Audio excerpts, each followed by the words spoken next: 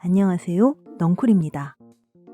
삼국시대 최후의 승자였음에도 오랜 세월 역사적으로 좋은 평가를 받지 못한 사마의.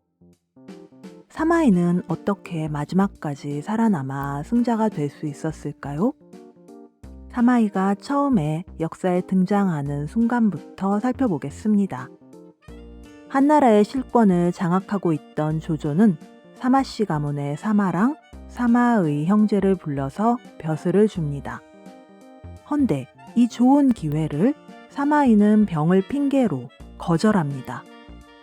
풍비, 즉 심각한 다리 통증으로 걸을 수 없어 직을 받을 수 없다 했는데요. 이를 듣고 의심 많은 조조는 사마이가 꾀병을 부린다 생각해 사람을 보내 확인까지 하게 됩니다. 사마이는 굉장히 신중한 사람이었습니다. 조조 같은 주군을 속이는 건 철저해야 하기 때문에 몇 년간 누워 있었던 거죠. 이 기간 중에 사마이가 걷는 것을 우연히 본 여종을 사마이의 부인이 살해하는 사건이 일어나기도 합니다. 사마이의 부인 장춘화는 역사서에 언급될 때마다 여장부의 모습으로 나오고 있습니다. 그렇다면 사마이는 왜 조조의 부름을 거절했을까요? 일단은 몸값을 높이기 위한 전략이었을 것입니다. 그리고 조조가 부를 때만 해도 아직 한나라의 패권이 완벽하게 조조에게 넘어간 건 아니었기 때문에 사마이는 더 추세를 지켜보려 했던 것 같습니다. 그렇다면 사마이는 왜 그토록 공들여서 꾀병을 부려야 했을까요? 삼고초려 고사에서 알 수 있듯 당시엔 명사들이 조정의 부름을 거절하는 것이 풍속이었습니다. 바로 응하면 품격이 떨어지는 행동이라는 분위기가 있었어요. 조조는 이런 풍속에 철퇴를 가했고 엄격하게 징벌했습니다. 즉, 정말 병이어야 거절을 해도 살아남을 수 있었던 거예요. 처음에 부름을 받은 이후 7년이 지났고 조조가 다시 불렀을 때 사마이는 두말 없이 부름에 응했고 한번 튕긴 사마이의 몸값은 올라가 있었습니다. 조조의 아들들은 모두 자질이 뛰어났습니다. 그중 치열하게 후계자 경쟁을 했던 조비와 조식 중에 사마이는 조비의 편에 서게 됩니다. 조비는 장자였고 전반적인 모든 능력이 뛰어났으며 야망이 컸습니다. 조조와 비슷한 면이 많았습니다. 헌데 조조는 조비가 아닌 조식을 아꼈습니다. 조식은 천재 시인이었으며 형 조비와 달리 정권 다툼에 소극적이었습니다. 조식에겐 사마이처럼 한나라 명문대가 출신의 책사인 양수가 있었습니다. 양수는 조식처럼 뛰어난 문장가였지만 정치적 식견 또한 조식과 비슷하게 문외한 이였습니다. 조비의 인재풀은 양과 질 모두 조식보다 뛰어났고 장자라는 정통성까지 갖추고 있었어요. 무엇보다 조비 자신이 적극적이었습니다. 결국 조비가 조조의 후계자가 됐고 조조가 차마 이루지 못한 황제 선양을 받아 위나라를 건국하게 됩니다. 사마이도 조비의 최측근으로 권력의 정점에 서게 됐습니다. 조비는 건국 7년 만에 세상을 떠났고 조비의 아들 조예가 황제에 오르게 됩니다. 사마이는 이때 48이었습니다. 사마이는 조비의 유언에 따라 새 황제를 보정하는 자리를 지키며 동시에 제갈량의 북벌에 맞서는 전쟁을 계속합니다. 제갈량은 그때나 지금이나 능력과 인품에 있어 온 중국이 최고로 칭송하며 존경하는 지도자입니다. 허나 역사의 승자는 결국 사마이였죠. 제갈량은 북벌 중에 죽었고 사마이는 그 후에도 오랜 세월 살아남았으니까요.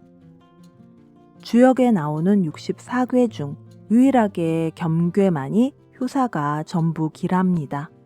달이 차면 기울고 해가 중천에 뜨면 지기 마련입니다. 겸손의 도를 지켜야 살아남는 법이죠. 사마이는 이 이치를 알고 있었습니다. 제갈량이 죽음을 앞두고 사마이를 자극하기 위해 여자 옷과 장신구를 보냈지만 사마이는 이를 전하러 온 사자에게 침착하게 제갈량의 일과를 묻습니다. 사자는 제갈량의 뛰어난 능력과 부지런함, 인품을 찬양했고 이를 들은 사마이는 안심합니다. 제갈량은 무슨 일이든 낮밤 없이 직접 하고 있었거든요.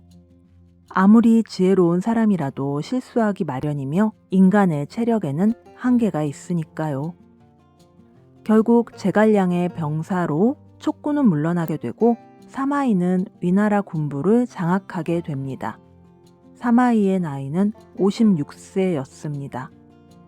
사마이는 위나라의 군부를 장악했지만 늘 그랬듯 겸손하고 신중하며 남의 공을 가로채거나 총애를 다투지 않았습니다. 주역엔 기본적인 원칙이 있습니다. 새는 하늘이 만들지만 일은 사람이 하기에 달렸다는 것입니다.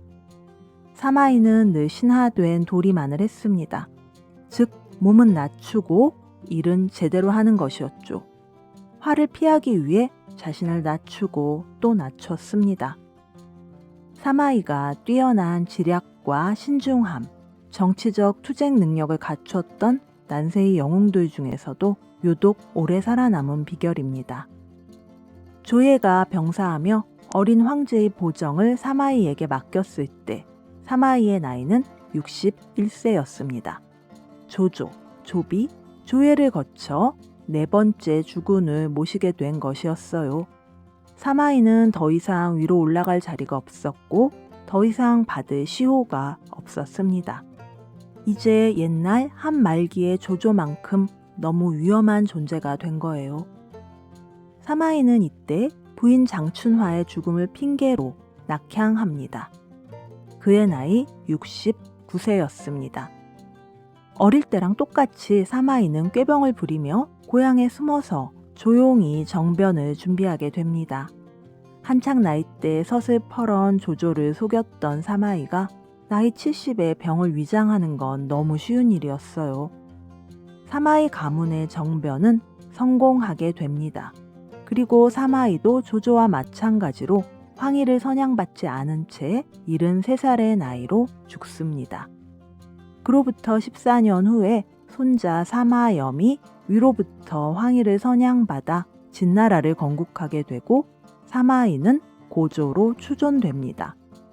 혼란의 시대였던 삼국시대, 제갈량과 더불어 최고 스타였던 사마이는 평생 시대의 흐름에 순응했습니다. 살아남아서 성공했고 손자가 황제가 될 수 있는 길을 닦았지만 역사의 평가는 늘 좋지 않았습니다. 오랜 세월 여러 주군을 거치며 살아남은 사마이를 교활하게 보는 시각도 있지만 사마염의 진나라가 금세 멸망했기 때문이 제일 큰 이유일 것입니다. 사마이는 살아서 모든 것을 누렸고 제갈량은 죽어서 길이길이 칭송받고 있습니다. 사마이는 정말 진심 없이 권모술수만 부린 야심가였을까요? 공자는 이렇게 말했습니다. 사람은 누구나 가장한다. 평생 가장하면 군자다. 꾸준히 가장하다 보면 습관이 되어 자연스러워진다. 책농쿨의 영상이 도움되셨다면 구독, 좋아요 꼭 눌러주세요. 여러분의 응원이 더 좋은 영상을 만드는 데 큰 힘이 됩니다. 넝쿨의 1분 명상을 클릭하시면 이어서 1분 명상을 하실 수 있습니다. 감사합니다.